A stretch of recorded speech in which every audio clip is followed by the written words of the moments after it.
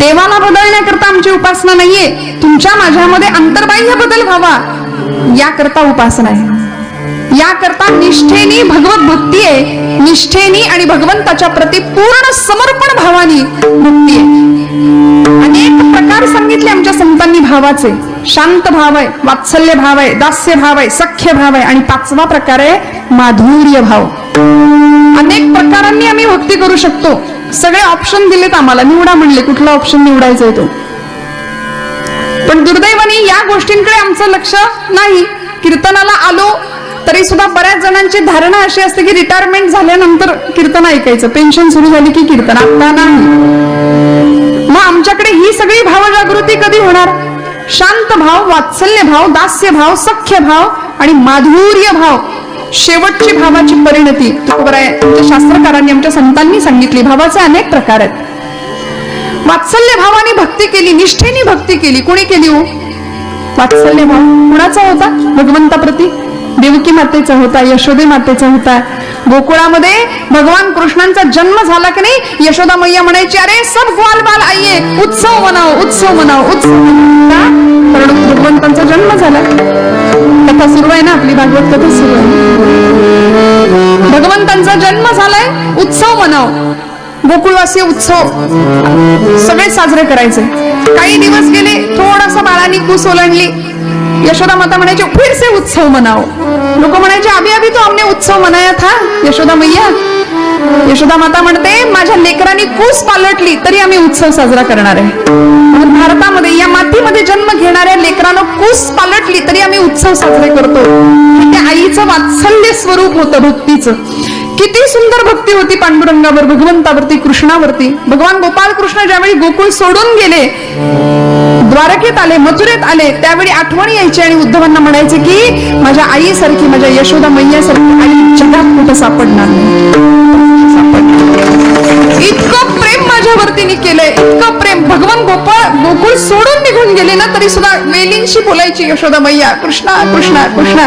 गोकुळच्या मातीचा कण कण बोलत होता कृष्ण कृष्ण जय, कृष्ण कृष्ण जय, जय कृष्ण कृष्ण जय, कृष्ण कृष्ण जय. वात्सल्य भावाची भक्ती आहे. दास्य भावाने भक्ती केली. कोणी हो? निष्ठेची भक्ती होती बरं का.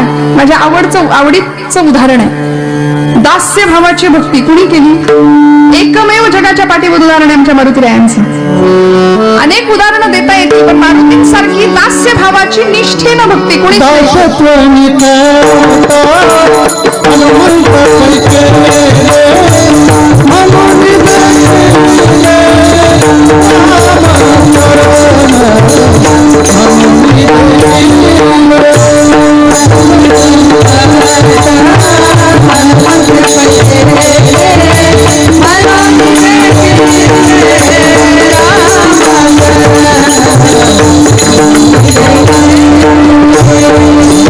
हनुमंता एवढी दास्य भक्ती कुणी नाही केली. वाजवा मनापासून वाजवा, वाजवा मनापासून वाजवा टाळ्या. असा हात राखून काही करायचं नाही, मोकळ्या मनाने करावं. एखाद्याची स्तुती करावीशी वाटते की नाही, त्यामुळे मनापासून करायचं. मनापासून दाद द्यायची आणि दाद द्यावी नाही लागत, दाद येते. खोकला यावं तशी दाद येते, आपोआप येते. दाद द्यायला नाही लागत. हा चला आता दाद देऊया असं नसतं. त्यामुळे ही तुमची दाद आपसूक आलेली होती. त्यामुळे मनापासून द्यायचं, मोकळ्या मनाने टाळ्या वाजवायच्या, मोकळ्या मनाने भजन करायचं. कीर्तनामध्ये हेच तर आहे. अहो या कीर्तनाच्या सुखामुळे, कीर्तनाच्या सुखी होय देव, भगवंत सुद्धा समाधानी होतो. कारण आम्ही काय करतो कीर्तनात? बाकीच्या गप्पा मारतो का? मारल्या पाहिजेत का? नाही. म्हणून कीर्तनाचं बेसमेंट जर काय असेल ना तर भक्ती. कीर्तनाचा पाया जर काय असेल तर भक्ती हाच पाया आहे. त्याचे आम्हाला नसलेले गुण लोकांनी गावेत असं वाटतं की नाही? ऐकताय ना? आमचे नसलेले गुण लोकांनी गावेत असं आम्हाला वाटतं की नाही? मग त्या भगवंताचे असलेले गुण आम्ही जर गायलो तर त्याला किती आनंद होणार आहे? त्याला आनंद होणार आहे.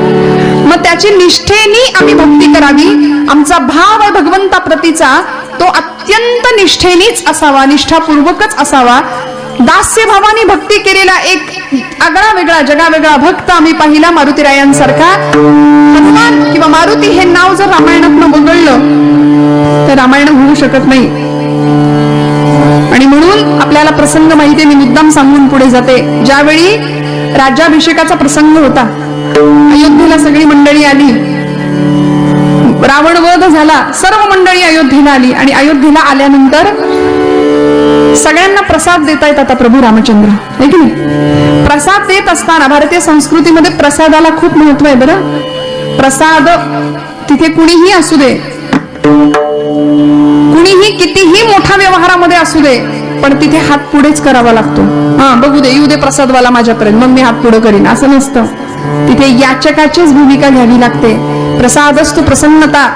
आणि भारतीय संस्कृतीमध्ये प्रसादाला महत्व आहे. भारतीय संस्कृतीच्या या सगळ्या नीतिमूल्यांना आम्ही किती बारकाईनं बघितलं पाहिजे मला सांगा. 2 वर्षाचा कोरोनाचा काळ गेला आणि त्या काळाने आम्हाला काही गोष्टी शिकवल्या. भारतीय संस्कृतीची महानता.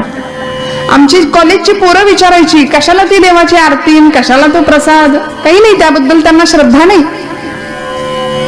पण आपण कापराची आरती करतो ना, कर्पूर आरती करतो. कर्पूर आरतीवरून हात फिरवल्यानंतर मग हातामध्ये आम्ही प्रसाद घेतो, बरोबर ना? असंच करतो की उलट करता तुम्ही? नाही ना. आधी आरती घेतो आणि मग हातात प्रसाद घेतो. कापराच्या आरतीवरून हात फिरवल्यानंतर हाताचं आपसुकच सॅनिटायझेशन होतं, निर्जंतुकीकरण होतं. कापराचं महत्व आम्हाला कळलं आणि मग स्वच्छ शुद्ध झालेल्या हातावर आम्ही प्रसाद घ्यायचा आहे. हे विज्ञान आहे भारतीय अध्यात्मातलं आणि ते आम्हाला कळत नाही. म्हणून आम्ही हिंदू धर्माला, भारतीय अध्यात्माला नावं ठेवणाऱ्यांच्या संख्येमध्ये वाढ करत चाललोय दिवसेंदिवस. नको ती मंडळी येऊन बोलायला लागली. ज्यांनी बोलायची खरी गरज आहे ती मंडळी बोलतच नाहीयेत. ती मंडळी सगळी शांत आहेत. आज पाश्चिमात्यांचं अंधानुकरण करता करता ख्रिस्ती मिशनऱ्यांच्या शाळा वाढल्या आणि नको त्या पद्धतीने धर्माचा अपप्रचार व्हायला लागला. आमच्या मारुतीरायाला, म्हणजे गणपतीला एलिफंट गॉड असं जर ती मंडळी म्हणत असतील तर मारुतीरायाला काय म्हणत असतील मी सांगायला नको. विठ्ठल विठ्ठल.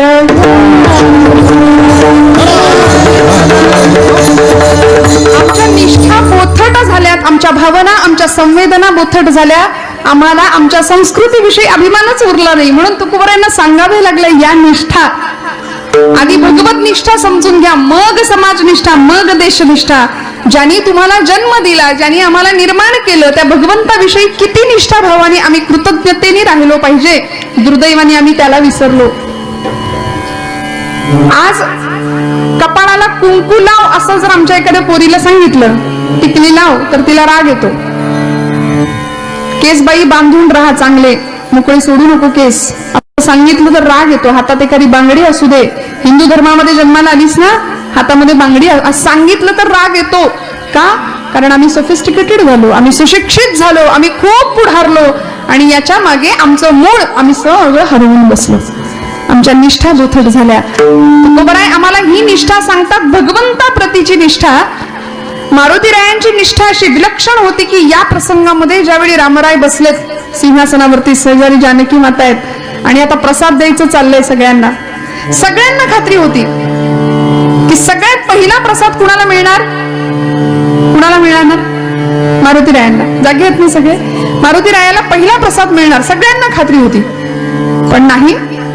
लक्ष्मण महाराजांच्या हातामध्ये यादी होती. लक्ष्मणाने यादी वाचली. युवराज अंगद, राजे सुग्रीव, विभीषण, नळ, नीळ, जांबुवंत सगळे आले प्रसाद घ्यायला. सगळ्यांची मोठी रांग लागली. मारुतीरायाचं नावच कोणी घेतलं नाही. फार वाईट वाटलं आमच्या मारुतीरायांना. किती वाईट वाटावं. म्हणून आपण दिसलो नसू कदाचित भगवंतांना, म्हणून असे समोर आले आणि अशी मान वर केली देवांकडे. मी इथे म्हणाले. कुणीही सांगितलं. फोटोत कशी मान वर करतो आपण, ग्रुप फोटोत करतो की नाही? आपण दिसलो पाहिजे. मारुतीराय समोर आले, म्हणले मी कदाचित देवाला दिसलो नसेल म्हणून मी इथे आहे देवा, इथे आहे. पण मारुतीरायांकडे बघितलं आणि रामांनी मान खाली घातली. रामांनी मान खाली घातल्या बरोबर टचकन डोळ्यात पाणी आलं आणि म्हणाले, रामा माझ्या या देहाकडे तुम्हाला बघावंसं पण नाही वाटत आता? मग ज्या देहाकडे तुम्हाला बघावंसं वाटत नाही तो देह मी ठेवू तरी कशाला? चाललो म्हणाला मी. मला दुसरं काही नको. मला तुमच्या पायाखालची एखादी चुरगळलेल्या फुलाची एक पाकळी जरी तुम्ही मला दिली ना तरी मला चालेल, पण मला प्रसाद द्या देवा. नाही दिला. माघारी वळणे एवढ्यात सीतामाईंचं लक्ष गेलं. सीतामाई म्हणल्या, मारुते थांब म्हणाल्या, थांब. एवढा आनंद झाला. मारुतीराय मनात म्हणतात, बाप विसरला पण माझी आई नाही विसरली. एवढा आनंद झाला, उड्या मारतच अक्षरशः जानकी आईंकडे जाऊन बसले. आणि आता पार्टी बदलली. आता पक्ष बदलायला वेळ लागतो का? किती झटपट पक्ष बदलले जातात. मारुतीरायांनी मी काही बोलत नाही बरं, तुम्ही का हसताय? मला काही कळत नाही. मारुतीरायांनी पक्ष बदलला आणि इकडे सीतामाईंच्या पक्षात येऊन बसले. आणि मारुतीरायांच्या मस्तकावरून असा हात फिरवला. सीतामाईंनी म्हणाल्या, मारुते किती कष्टालास, किती झिजलास आमच्यासाठी. स्वतःसाठी नाही, आमच्यासाठी झिजलास, आमच्यासाठी कष्टलास. किती केलंस रे आमच्या करता. आज तू नसतास तर कसं झालं असतं सगळं. रावणाचा वध कसा झाला असता. माझा शोध लंकेला येऊन कुणी घेतला असता. लंका कुणी पेटवली असती. अहिरावणाच्या महिरावणाच्या तावडीतनं आम्हाला कुणी सोडवलं असतं. द्रोणागिरी कुणी उचलला असता. मारुते तू नसता तर काहीच शक्य नव्हतं. मारुते किती कष्टलास. हे बघ तुला मी प्रसाद देते असं म्हणून आईसाहेबांनी गळ्यातला तो कंठा काढला. रत्न जडित पृथ्वी मुलाचा एक एक कंठा काढला आणि मारुतीरायांच्या हातात दिला. त्या कंठातनं सगळं समोरचं दृश्य दिसत होतं. राम सीता, कारण बरोबर हिरा होता तो. समोरचं दृश्य दिसायचं. एवढा आनंद झाला. म्हटले मला हेच हवं होतं. आई धावत बाहेर आनंदाने गेले. सीतामाई हळूच म्हणले, बघा असं करावं लागतं. तुम्हाला तर का आली बहुतेक हे वाक्य तेव्हापासून नाही घराघरात. तुम्हाला का आई कळत नाही? गप्प बसा. आहे की नाही? आमच्या सोबत आहेत तरी मी आपलं धाडसाने बोलून घेते आज. हे घराघरातलं वाक्य. पण मला असं म्हणायचंय की ज्यावेळी सीतामाईंनी रामांकडे पाहिलं तेव्हा रामप्रभू म्हणतात, माझ्या भक्ताच्या नादी तू लागू नकोस. रामप्रभू मारुतीराय बाहेर निघून गेले. काही क्षण झाला आणि धडधड आवाज झाला बाहेर. एक दूत पहारेकरी धावत आला. म्हणलं, आईसाहेब तुम्ही दिलेला रत्नांचा हिऱ्यांचा कंठा फोडला म्हणले त्यांनी. आईसाहेब चिडल्या. त्याला आत बोलावलं. म्हणाले, मारुते अरे का मी एवढं तुला दिलं, प्रसाद दिला आणि तू फोडून टाकलास. काय करू? म्हणाला, आई माझा राम त्याच्यामध्ये नाहीये. माझा राम त्याच्यात नाही. राम नाही? एवढं राम राम करतो, तुझ्यात तरी ऐक रे राम. तुझ्यात आहे राम. आणि मारुतीरायांनी या प्रसंगामध्ये छाती विदीर्ण केली आणि जगाला दर्शन दिले सीतामाईचं. म्हणाले, रामच काय आईसाहेब तुम्ही सुद्धा आहात. म्हणाले, जानकी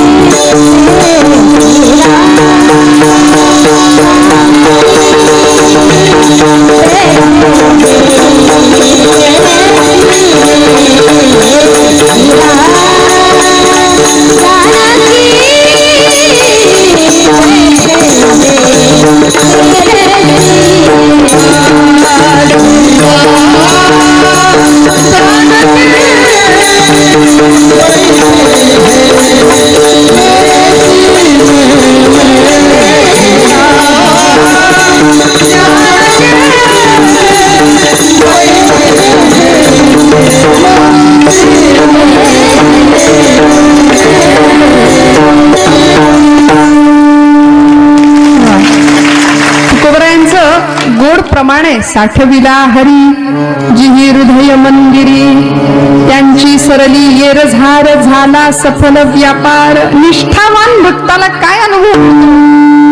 हृदयामध्ये भगवंताला प्रतिष्ठित केलं. सगळे अवाक झाले. आता खरं तर हे कोड आमच्या जनाबाईंनी सुद्धा सोडवलंय बरं का. लोक म्हणतात हृदयात देवाला कसं बसवायचं निष्ठेनी. हृदयात देवाला कसं बसवायचं? ताई इथं आहेत आमच्या. मी आज मुद्दाम ऐकूनच जाणार आहे. मी तेवढ्यासाठी आली आहे. हरिला पंढरीचा पंढरीचा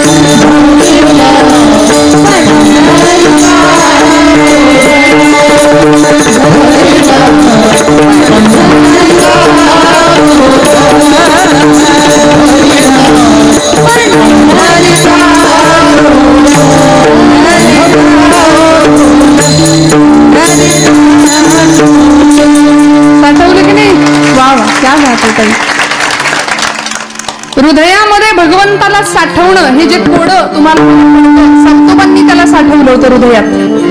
निष्ठा होती, निष्ठावंत भाव होता आणि म्हणून हृदयामध्ये त्याला साठवता आलं. आता तुम्ही सुद्धा घरी गेल्यानंतर एक मस्त विळा घ्यायचा सावतोबांसारखा आणि करायचा प्रयत्न त्याला हृदयात साठवायचा. जमेल का? धन्य त्याची माता, धन्य त्याची पिता, धन्य त्याची माता, धन्य त्याचा पिता, धन्य त्याची माता,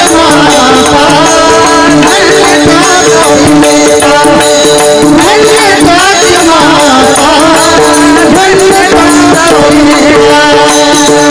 साठविना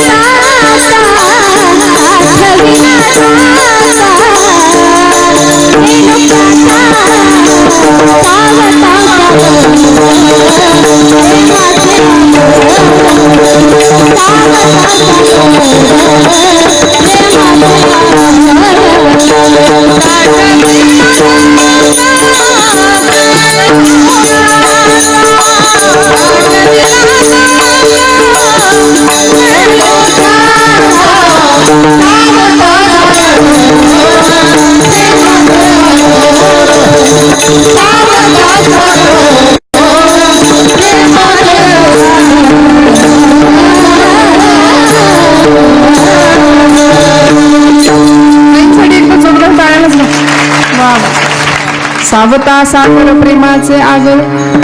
हे कशामुळे झालं? फक्त निष्ठेमुळे. तुकोबराय सांगतात तो भाव होता, ती निष्ठा पक्की होती. परिणामी मारुतीरायांना सुद्धा भेटायला प्रभू रामचंद्र उठले होते सिंहासनावरनं. धावत गेले, वाह फकीरी क्या है अमीरी दासी तेरे चरणों की. धावत गेले आणि कडकडून मिठी मारली मारुतीरायांना. काय दिलं? या निष्ठेचं फळ काय मिळालं? कडकडून मिठी मारली आणि बाजूला झाले. आता तो जो चित्र आहे ते जुना फोटो आहे बघा, तुमच्यापैकी अनेक जणांनी पाहिला असेल. मारुतीरायांचं मस्तक रामांच्या खांद्यावर आहे आणि रामांचं मस्तक मारुतीरायांच्या खांद्यावर आहे. कडकडून आलिंगन आहे. मला सांगा, ही भेट देह पातळीवरची होती का हो? नाही. बाजूला झाले आणि प्रभू विचारतात, सांग मारुते तू कोण आहेस? तू कोण आहेस? तेव्हा मारुतीराय म्हणतात, देह बुद्ध्या तू दासोहम. देह पातळीवर जर हा प्रश्न तुम्ही मला रामा विचारत असाल तर मी तुमचा दास आहे. जीव बुद्ध्या त्वदंशकः. जीव पातळीवर मी तुमचा अंश आहे आणि आत्मबुद्ध्या त्वमेव अहम इति मे निश्चिता मतिः. आत्म पातळीवर तुम्ही म्हणजे मी आणि मी म्हणजे तुम्ही. हा अनुभव मारुतीरायांना दिला होता भगवंतांनी या प्रसंगात. आमच्या जनाबाईंना हा प्रसंगात अनुभव दिला होता. सगळ्यांनी विचारावं, सगळ्यांना दिसतोय पांडुरंग, बाई तुला कुठं कसा दिसेना, असा लपवलायस तरी कुठं? म्हणून जनाबाई म्हणतात, लपवायचं कुठं आहे? हृदय बंदी खाना केला आता विठ्ठल कोंडीला. हे सगळं जर फळ कशाचं असेल ना तर ते निष्ठेचं आहे श्रोते हो. आणि चौथा शेवटचा एक भाव सांगितला होता तुम्हाला, माधुर्य भाव. आमच्या वारकरी संप्रदायासाठी ज्यांनी एक भाकीत असं वर्तवलंय. आज जर तुम्ही आळंदीला गेलात तर गाभाऱ्यामध्ये म्हणजे कारंजा मंडपामध्ये ज्यांचा फोटो लागलाय असे मधुराद्वैत संप्रदायाचे अध्वर्यू असलेले प्रज्ञाचक्षु संत श्रेष्ठ श्री गुलाबराव महाराज अंध होते. 9व्या वर्षी अंधत्व आलं होतं, पण माऊलींवर इतकं प्रेम केलं. त्यांचं भाकीत आहे, वारकरी पंथ हा विश्वपंथ होणार आहे. विठ्ठल विठ्ठल.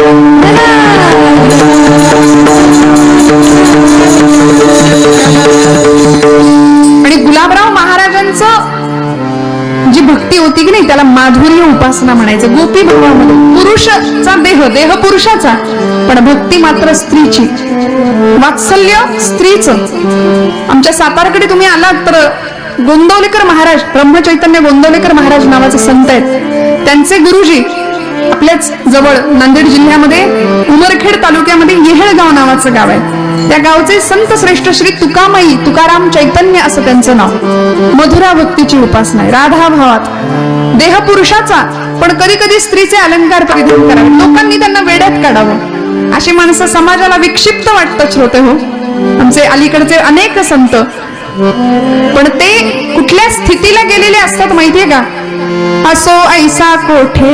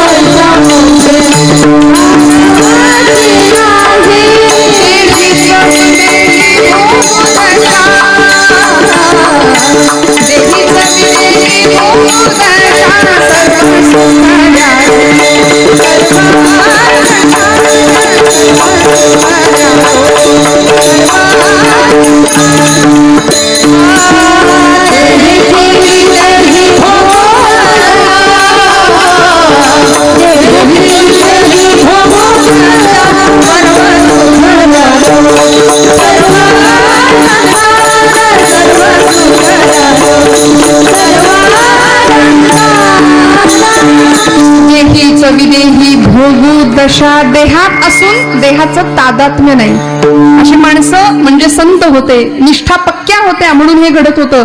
तुमच्या माझ्या निष्ठा पक्क्या नाही. कीर्तनावर तरी निष्ठा आहे का आमची? नाही म्हणताय, नाही म्हणताय. मस्त माना आलं होतं, अजिबात नाही. आपण बसलो कशाला इथे? विठ्ठल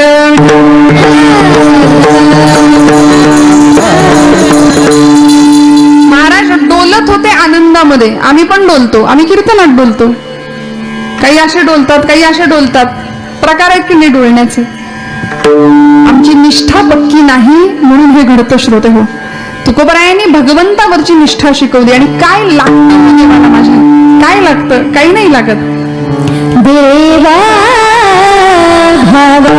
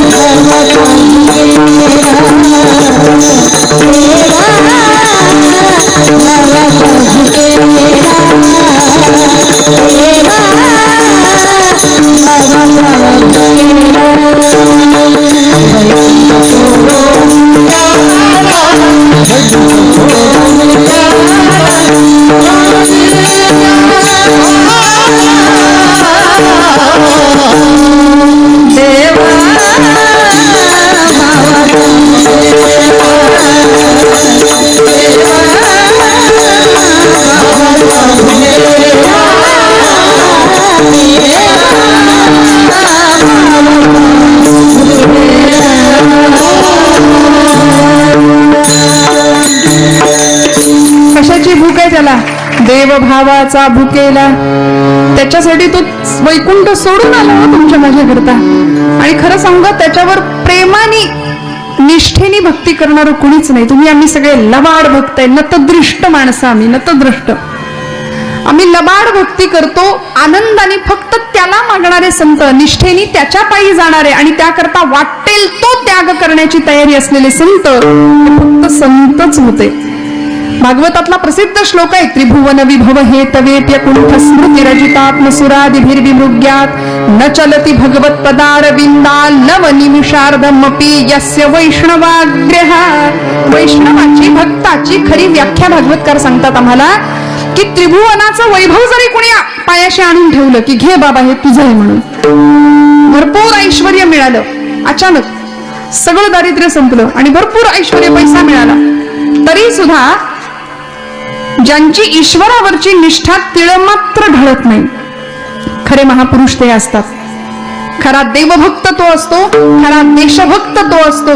देवभक्तीविषयी वाटेल तेवढे आपल्याला उदाहरणं सांगता येतील, भरपूर दृष्टांत देता येतील की जिच्यासाठी पांडुरंग परमात्मा आला तिची निष्ठा पक्की होती. जात्यावर जळायला बसायची आमच्या जनाई माता आणि पांडुरंगाला बोलवायच्या, जनी मांडते दळणा नाम उठी घोडते, भारी चढवे जाते तुझी या विना, भारी चढवे जाते तुझे या विना. हे गळे गवी ठाई, हे गळे गवी ठाई,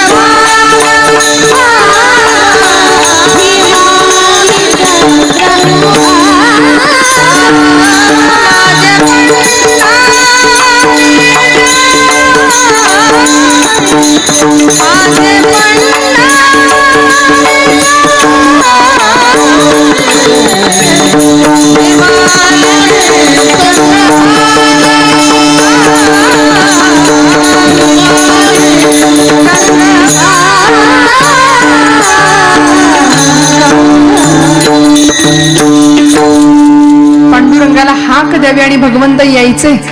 सख्या पांडुरंगा ये रे बाबा. भगवंत असे बसायचे, एका बाजूला ते आणि एका बाजूला जनाबाई. दळण सुरू व्हायचं. ती म्हणायची, हात तुझा लागला रे, जाचं झालं हलक हलक, दारी आलं अमृत पीक, तुझी यादी फिर. भगवंत म्हणतात, जने तुला काय वाटलं ग? अगं मी सुद्धा एकटाच आहे. माझ्याकडे येणारे सगळे भक्त म्हणले लबाड. 10 रुपयाची नोट दानपेटीत टाकायची आणि म्हणायचं यंदा पोरीचं लगीन जुळू दे. 10 रुपये जुळतं का? नेट पॅक तरी येतो का 10 रुपयात? भगवंत म्हणतात, मीही होतो एकला, करमेना मुळी मला, आरसा मला गे दिधला, तुझी यादी ठेला. म्हणून भक्ती कशी असली पाहिजे?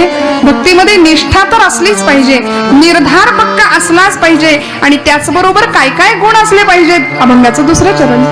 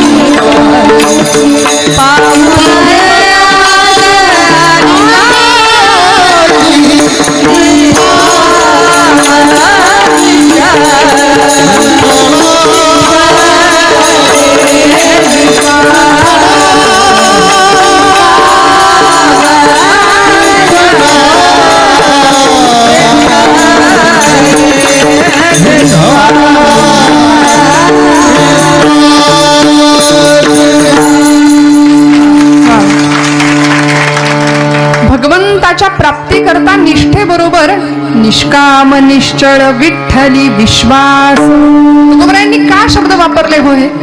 तुमच्या माझ्या अंतःकरणामध्ये त्याच्याप्रती विश्वास नाही.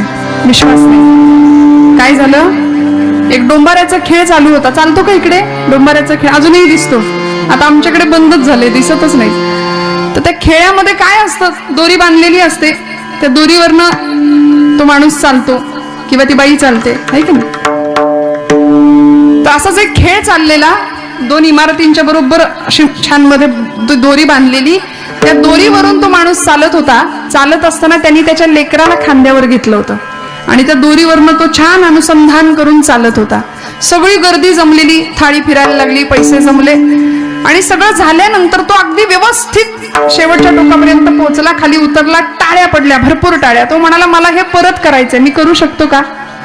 सगळे जमावातली माणसं म्हणली, हो हो, आमचा तुझ्यावर विश्वास आहे. नीट ऐका बरं, आमचा तुझ्यावर विश्वास आहे, तू हे करू शकतोस, परत करा म्हणाले, आम्हाला बघायचंय. तो म्हणला, नक्की मला जमेल का? हो जमेल म्हणाले, आमचा तुमच्यावर विश्वास आहे, करा. तो माणूस म्हणाला मी करतो, पण म्हणले माझं लेकरू नको, आता यावेळी तुमच्यापैकी कोणाचं तरी लेकरू द्या. त्याला खांद्यावर घेतो आणि मग चालतो म्हणाले. चालेल का? सगळे मागे सरकले. इंग्रजीमध्ये 2 शब्द आहेत, बिलीव्ह आणि ट्रस्ट, असे 2 शब्द आहेत. असं आहे, you only believe in God but you don't trust him. आपण फक्त त्याच्यावर असा वरवर विश्वास ठेवतो. ज्याला ट्रस्ट, का बरं 2 शब्द ठेवले असतील? पूर्ण समर्पण भावाने आम्ही त्याच्यावर विश्वास ठेवतच नाही. आम्ही नाही ठेवत. स्वतःला देऊन टाकणं म्हणतात की नाही, मन बुद्धी अहंकार सर्व ज्ञानेंद्रिय कर्मेंद्रिय पंच ज्ञानेंद्रिय पंच कर्मेंद्रिय मन आणि बुद्धी, ह्या 8 प्रकृती याला गीतेमध्ये म्हटलंय. आणि या सगळ्या प्रकृती तिथे नेऊन व्हायच्या भगवंताकडे आणि स्वतः मोकळं राहायचं. निष्काम तुकोबराय सांगतात, निष्काम. आम्ही सगळे सकाम भक्ती करतो. सध्या मिशन पेक्षा कमिशनला जास्त महत्व आहे. विठाल विठाल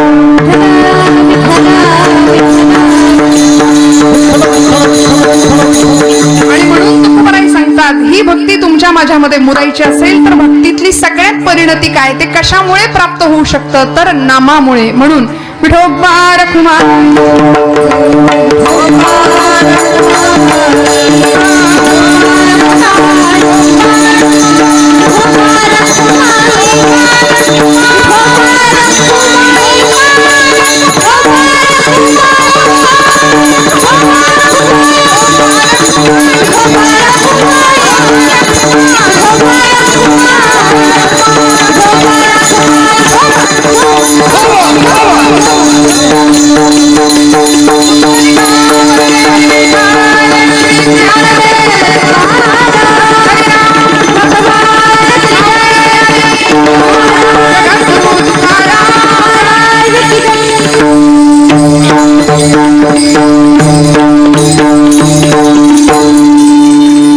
निष्काम निश्चळी विठ्ठली विश्वास पाहू नये वास आणि कांची. 3 शब्द वापरले, निष्कामता, निश्चळता आणि विश्वास. विश्वास तुम्हाला सांगितला. सकाम भक्ती नाही, निरहेतुक भक्ती तुमच्याकडून घडावी, तुमच्या माझ्याकडून घडावी ही अपेक्षा भगवंतांची आहे. पण आम्ही सध्या हेतुपूर्वकच सगळी कामं करतो. कुठलंही काम करण्याकरता आम्हाला कारण लागतं, हेतू लागतो, तरच आम्ही करतो. आम्ही नवस करतो, देवाकडे नवस करतो की नाही, नवस फेडत नाही हा विसरून द्या, नवस करतो. मात्र काहीतरी हवं असतं, सकाम भक्ती करतो, ती भक्ती भगवंताला आवडत नाही. निश्चळ, न ढळणारी, बरं का, न हलणारी, वाटेल ते झालं तरी. आता मी देवनिष्ठा तुम्हाला सांगितली, पतिनिष्ठा आपल्याला माहिती आहे, देशनिष्ठा आपल्याला माहिती आहे. तुळशीचा विवाह सगळीकडे चालू आहे, उद्या ग्रहण म्हणून आजच सगळे उरकून घेत आहेत. त्यात कीर्तन रोजच्या पेक्षा थोडंसं लवकर करायला सांगितलं मी. 5 पिल्ले काकांना सगळ्यांना सांगितलं थोडंसं जरा लवकर सुरुवात करूया. त्यामुळे गडबड झाली असेल महिला वर्गाची आज जरा, पण हरकत नाही. ही पतिनिष्ठा, महासती वृंदेचं पातिव्रत्याचं तेज आपल्याला माहिती आहे. ज्या रुक्मिणी आई जगदंबेनी, रुक्मिणी मातेनी भगवंताला मिळवण्याकरता जो प्रयत्न केला होता, ती पतिनिष्ठा. भागवतामध्ये 7 श्लोकांचं पत्र लिहिलं होतं, विश्वातलं सगळ्यात मोठं प्रेमपत्र असं व्यासांनी नामकरण केलं त्याला. कसा विवाह आहे भगवंतांचा रुक्मिणी आई सोबत. श्रुत्वा गुणान् भुवन सुंदर शृण्वतान्ते निर्विश्य कर्ण विवरैर् हरतोंग तापम रूपम वृषां ऋषिमताम् अखिलार्थ लाभम त्वय्यच्युता विशति चित्तमपत्रपम मे. विश्वातलं सगळ्यात सुंदर पत्र आई रुक्मिणीने भगवंताला पाठवलं होतं आणि तो विवाह झालाय. आपण आता ती कथा ऐकतच आहात, मी वेगळं काही नाही सांगणार. आणि अशी एक पतिव्रता स्त्री या देशाने पाहिली की जिचा पती खऱ्या अर्थी देशनिष्ठा ज्याच्या अंतःकरणामध्ये होती. असा एक उदाहरण तुम्हाला सांगते आणि आपण पटकन पुढे जाऊया. काय घडलं बघा. लंडनमध्ये शस्त्रास्त्र निर्मितीचा उद्योग करत होते आणि गुप्त पद्धतीने देशनिष्ठा सांगते तुम्हाला. देवनिष्ठा झाली, पतिनिष्ठा झाली. आपल्या मातृभूमी प्रती काय त्याग करता येतो.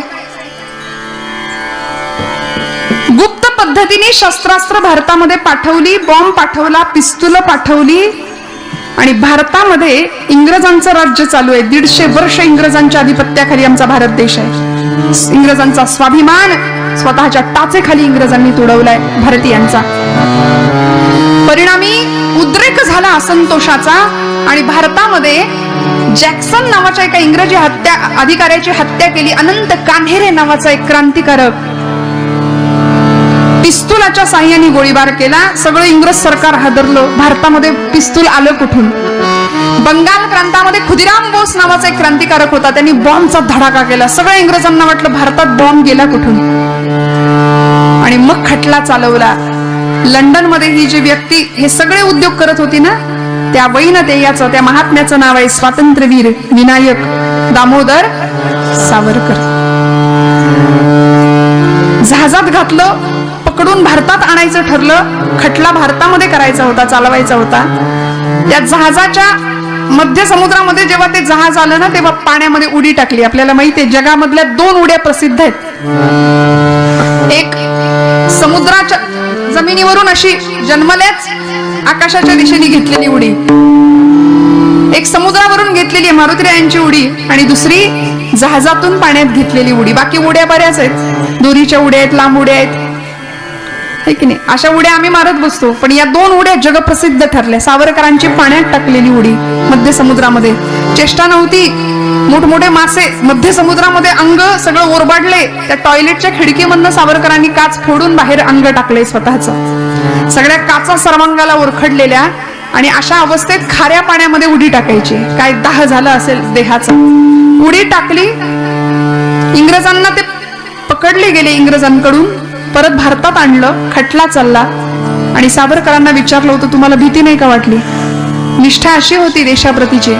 सावरकर म्हणले, मी का घाबरू? मृत्यू मला घाबरून पळत होता. मी पोहत होतो समुद्रामध्ये, मृत्यू माझ्या समोर घाबरून पळत होता. मी मृत्यूला बोलवत होतो. मी घाबरतच नाही, कारण मला गीतेचं तत्वज्ञान माहितीये. भगवान गोपाल कृष्णांचं नैनं छिंदन्ति शस्त्राणि नैनं दहति पावकः न चैन क्लेदयन्ति आपो न शोषयति मारुतः. मी गीतेचं तत्वज्ञान जाणतो. माझा देह नश्वर आहे, पण मी अमर आहे. ही निष्ठा होती. आणि आज जर तुम्ही पुण्याला आलात कधी, तर पुण्यामध्ये डेक्कनच्या चौकामध्ये खूप सुंदर स्मारक आहे सावरकरांचं. त्याच्यावर वाक्य लिहिली आहेत, सावरकरांचे शब्द आहेत. आणि सुधीर फडके महाराष्ट्रातले उत्तम गायक बाबूजी म्हणायचे लोक, त्यांना त्यांची चाल आहे. अनादि मी अनादि मी अनादि मी अनंत मी अवध्य मी भला. अनादि मी अवध्य मी भला. मारिल रिपु जगती असा कवण जन्मला. अनादि मी अनादि मी अनादि मी अनंत मी अवध्य मी भला. मारिल रिपु जगती असा कवण जन्मला. अनादि मी अट्टहास करीत सरी धर्मधारणी. मृत्युशीच काठ घालुनी घुसे रणी. अग्नी जाणी मनसीरा खड्ग छेदितो. त्रिपुरी मला ध्यान मृत्यू पडत सुटतो.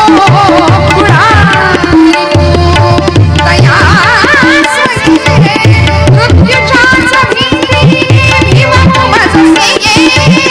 भीम उमजसी. भीम उमजसी. अनादि मी अनादि मी अनंत मी अवध्य मी भला. मारिल रिपु जगती असा कवण जन्मला. अनादि मी अनादि मी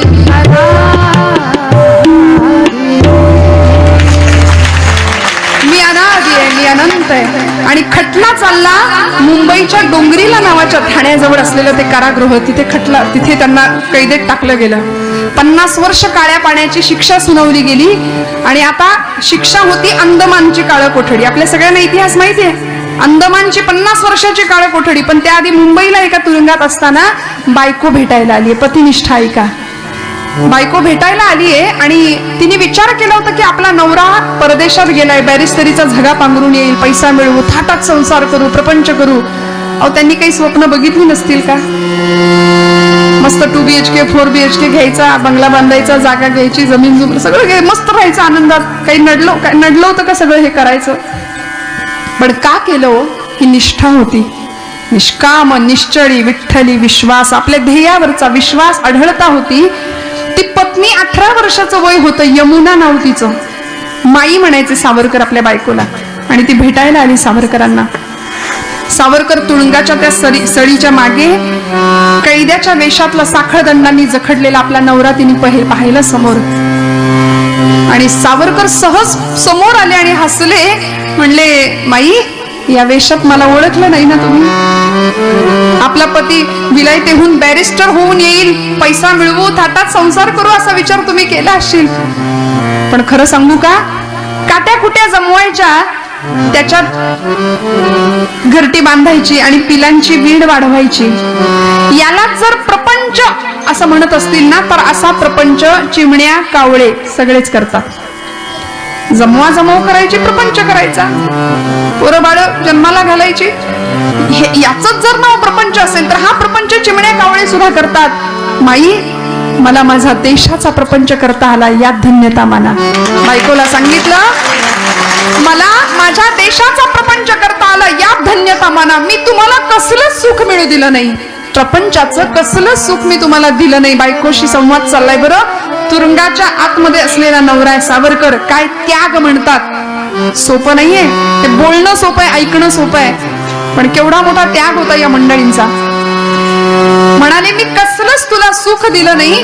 दर वट पौर्णिमेला वडाला फेऱ्या घालताना हाच पती जन्मोजन्मी मिळावा असं तू म्हणावंस तरी कसं म्हणावं? मी तुला किती त्रास दिला या जन्मात, जन्मोजन्मी हाच नवरा मिळावा असं तू म्हणावंस तरी कसं?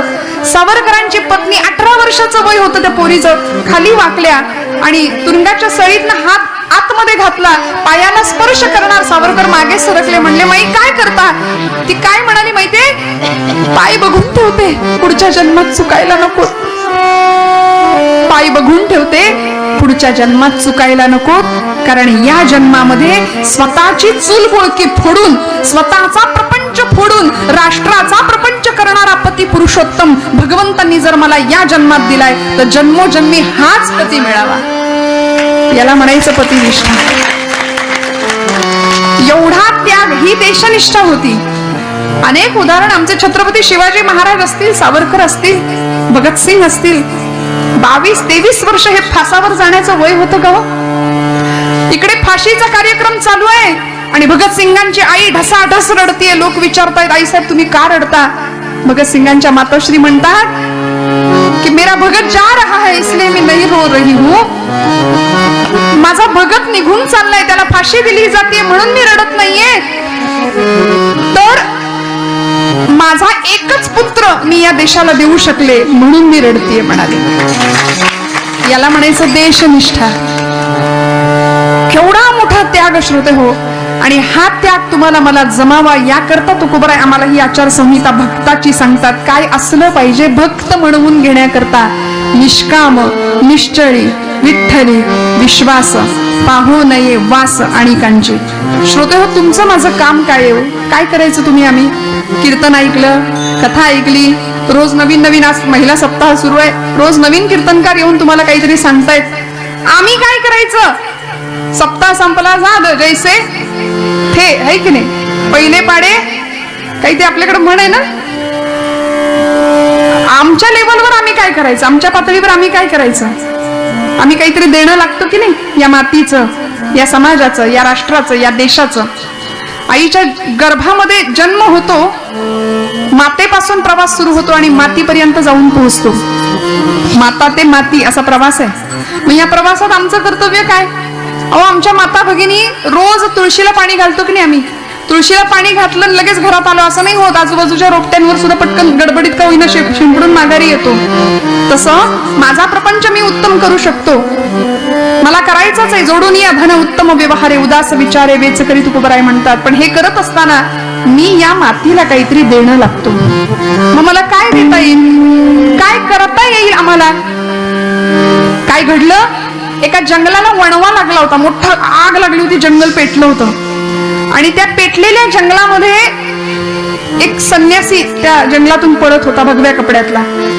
एका झाडाच्या उंच शेंड्यावरती एक पक्षी बसला होता, एक गरुड पक्षी बसला होता. त्या संन्याशाने विचार केला की सगळे पशु पक्षी उडून निघून गेले आणि हा पक्षी इथंच बसलाय म्हणाले. मग त्याला विचारलं, का रे बाबा, जंगल पेटले, तू जा ना उडून, तुझ्या पंखांमध्ये बळ आहे, तू उडू शकतोस.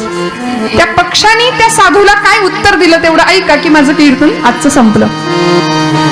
त्या पक्षाचं उत्तर असं होतं, तो म्हणाला, फल खाये इस पेड़ के, मी या झाडावर राहिलो, इथंच लहानाचा मोठा, इथंच माझा जन्म झालो, मी मोठा झालो, इथली फळं खाल्ली, इथेच घाण केली.